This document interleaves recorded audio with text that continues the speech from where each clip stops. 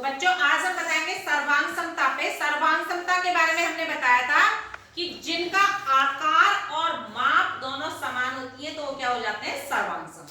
ठीक है, जैसे मैंने अपने हाथ रख ये कर लिए तो एक दूसरे को पूर्ण रूप से कवर कर लिया, बराबर है ना, तो ये सर्वांग सम। अब इसमें ये कुछ चित्र दिए गए, ये लाइन है तो इसके अनुसार ये मोड़े गए। ठीक है, तो अब तुम्हें बताना है अगर मोड़े जाएंगे तो ये भाग सर्वांग होंगे या नहीं होंगे। ठीक है, तो पहले एक आयत दिया, ये लाइन इस तरह से दे रखी है और ये लगभग इसका आधा है। ठीक है, तो देखने से आधा लग रहा है ना, तो ये सर्वांग है कि नहीं है, क्योंकि अगर इसको मोड़ेंगे तो वो पूरा बराबर कवर कर लेगा, तो ये सर्वांग है, यानी कि हाँ। ये कौन सी आकृति है, एक ये है समलंब। अगर ये यहाँ से ऐसे मोड़ा जाए तो बराबर होगा, सर्वांग होगा नहीं होगा। देखने से ही पता चल रहा है ना कि ये सर्वांग नहीं है।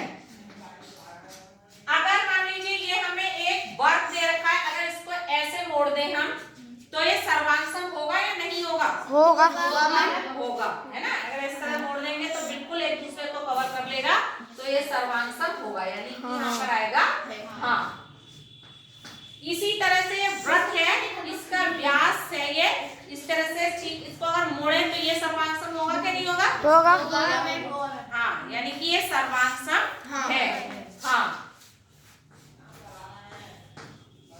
अगर अब हम ये हमें एक आयत दे रखा है, इसको भी इस तरह से मोड़े तो ये सर्वांग होगा, यस हाँ, ये भी सर्वांग होगा।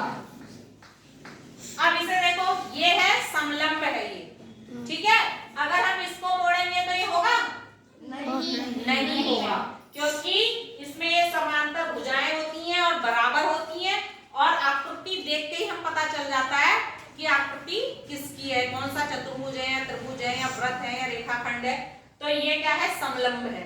अगर इस तरह से इसको मोड़ेंगे, क्योंकि ये दो रेखाओं का युग्म असमांतर होता है, ये समांतर, तो ये नहीं आएगा।